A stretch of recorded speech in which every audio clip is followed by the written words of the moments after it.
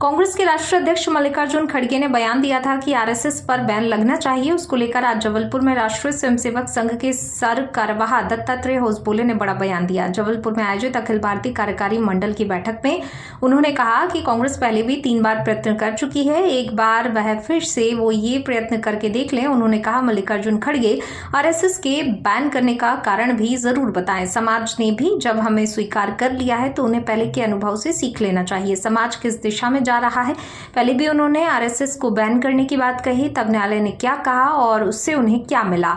उनके इतना सब कहने के बावजूद भी संघ लगातार आगे बढ़ता जा रहा है। उनका कहना है आरएसएस को बैन करना चाहिए, लेकिन उसका कारण भी जरूर बताना चाहिए। भारत की सुरक्षा के लिए, संस्कृति के लिए, विकास के लिए काम करने वाले एक संगठन आरएसएस को बैन करने की बात कांग्रेस कर रही है तो उन्हें कारण बताने के बाद फिर से प्रयत्न करना चाहिए।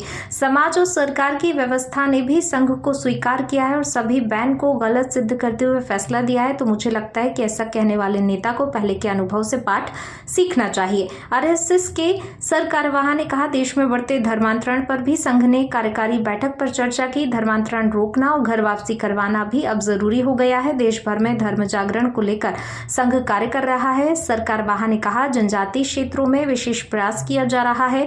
धर्मांतरण रोकने के साथ धर्म जागृति भी कैसे फैलाई जाए। उन्होंने कहा धर्म गुरुओं से संवाद करके ये कार्य होंगे। घर वापसी के साथ धर्म जागरण का कार्य भी संघ लगातार कर रहा है। पंजाब में धर्मांतरण की बड़ी समस्या है, वहां पर साजिश के तहत धर्मांतरण किया जा रहा है। हिंदू धर्म में संघ लगातार घर वापसी के प्रयास कर रहा है। आरएसएस कार्यवाह दत्तात्रेय होसबोले ने कहा जातिगत जनगणना राजनीतिक दृष्टि से नहीं होनी चाहिए, क्योंकि देश में कुछ जातियां पीछे रही हैं और सिर्फ पिछड़ों के भले के लिए ही आंकड़े का इस्तेमाल किया जा रहा है। राजनीति के लिए किया जाने वाला इस्तेमाल अगर होगा तो इसमें विभेद बढ़ेगा। बंगाल को लेकर भी लगातार हो रही हिंसात्मक घटना को लेकर आरएसएस के सरकारवाह ने कहा कि बंगाल को ऐसे रखने के लिए देश के साथ अन्याय हो रहा है और अस्थिरता फैलाने वालों को बंगाल में राजनीतिक प्रश्रय उठाना पड़ रहा है। चर्चा हुई, जैसे मैंने कहा शताब्दी वर्ष के कार्यक्रम के संदर्भ में तो हमने आने वाले कार्यक्रम उसकी तैयारी कार्यकर्ताओं के उस कार्यक्रम के इसलिए उसकी तैयारी हमने की है। और मणिपुर में जो परिस्थिति पिछले कुछ समय से बिगड़ गई थी, बहुत अच्छा हुआ, वहाँ के परिस्थिति में सुधार आए हैं। भारत सरकार ने विशेष कदम भी उठाए। स्वयं माननीय प्रधानमंत्री जी ने वहाँ एक मौसम के दृष्टि से भी कठिन परिस्थिति थी, लेकिन 3-4 जगह पर वो स्वयं गए और वहाँ के लोगों में एक पुनः मणिपुर के पुनर्निर्माण के लिए उत्साह जगाने का काम हुआ। संघ के कार्यकर्ता तो पिछले 2 वर्ष में संकट परिस्थिति में धरती के स्तर पर लोगों से संपर्क करने का कार्य हमने किया और मणिपुर में एक ही समाज के अथवा एक ही राज्य के 2 समुदाय आपस में नहीं लड़ना चाहिए, हम सबको साथ में रहना चाहिए। इसलिए हमारा प्रयत्न लगातार चलता भी रहा है। हमें खुशी है कि अभी आवागमन के दृष्टि से वहाँ परस्पर विश्वास के निर्माण के करने की दृष्टि से कई बातें हुई हैं। इस कारण से मणिपुर में पुनः एक अच्छे दिन आ जाएंगे। वहाँ के सरकार अभी सस्पेंडेड है, विधानसभा, वहाँ के लोग भी चाहते हैं सरकार जल्दी उसके रचना हो जाए, हम भी चाहते हैं, लेकिन परिस्थिति देखकर वो सरकार करेगी ऐसे हमारा विश्वास है। तो मणिपुर के इस हमारे बॉर्डर स्टेट है, वहाँ के लोग देश के लिए बहुत सारे योगदान उनका रहा है और मणिपुर के लोगों के लिए पूरे देश के एक सहयोग भी चाहिए। तो इस दृष्टि से मणिपुर के परिस्थिति सुधरना हमारे लिए आनंद का विषय है, लेकिन काम पूरा नहीं हुआ है। आगे भी सकारात्मक दृष्टि से इसको आगे बढ़ने के प्रयत्न हम भी करेंगे, समाज भी करे, सरकार भी उस दृष्टि से आगे बढ़े, ऐसे हमारी इच्छा है। हम पिछले कुछ समय से देख रहे हैं, विशेष करके छत्तीसगढ़ में, झारखंड में जो नक्सली गतिविधियां चलती रहीं, इसके एक लंबा इतिहास है, हम सब जानते हैं, मैं उसमें नहीं जाऊंगा।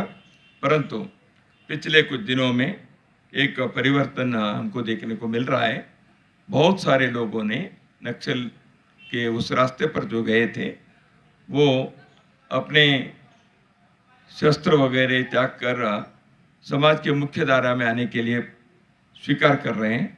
ये बहुत अच्छी बात है।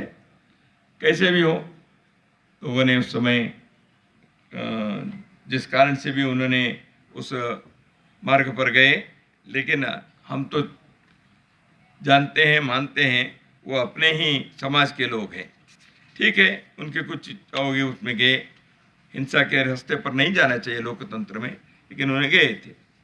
तो इसलिए इस बार पूजनीय सरसंघ चालक जी ने अपने विजयदशमी भाषण में इस विषय के बारे में उनका वक्तव्य था। देश के अंदर संविधान विरोधी और उग्रवादी नक्सली आंदोलन पर शासन तथा प्रशासन की दृढ़ कार्रवाई के कारण तथा लोगों के सामने उनके विचार का खोखलापन व क्रूरता अनुभव से उजागर होने के कारण बड़ी मात्रा में नियंत्रण आया है। उन क्षेत्रों में नक्सलियों के पनपने के मूल में वहाँ चल रहा शोषण व अन्याय, विकास का अभाव तथा शासन प्रशासन में इन सब बातों के प्रति संवेदना का अभाव ये कारण भी होगा। अब यह बाधा दूर हुई है तो उन क्षेत्रों में न्याय, विकास, सद्भावना, संवेदना तथा सामरस्य स्थापन करने के लिए समाज और शासन प्रशासन की ओर से व्यापक योजना बनाने की आवश्यकता है। यह स्पष्ट रूप से विजयदशमी भाषण में संघ की ओर से पूजनीय सरसंघ चालक जी ने कहा था। हम चाहते हैं सभी क्षेत्रों का विकास हो, हम चाहते हैं सभी लोगों के जीवन में सुख आए, लेकिन एक लोकतंत्र की चौकट है, उसमें भी हो कि प्रयत्न ठीक से हो, किसी का भी शोषण भी ना हो और प्रशासन की व्यवस्था संवेदनशील हो, समाज भी अपना कर्तव्य करे, कोई पिछड़े न रहे, जीवन में सबके लिए सुविधा मिलना, किसी प्रकार के ज़रूरतमंद लोगों के प्रति समाज की संवेदना रहनी चाहिए। सरकार अपने काम करेगी, करनी चाहिए, लेकिन समाज को भी अपने कर्तव्य करना चाहिए। तो इसलिए संघ का यह प्रयत्न रहेगा।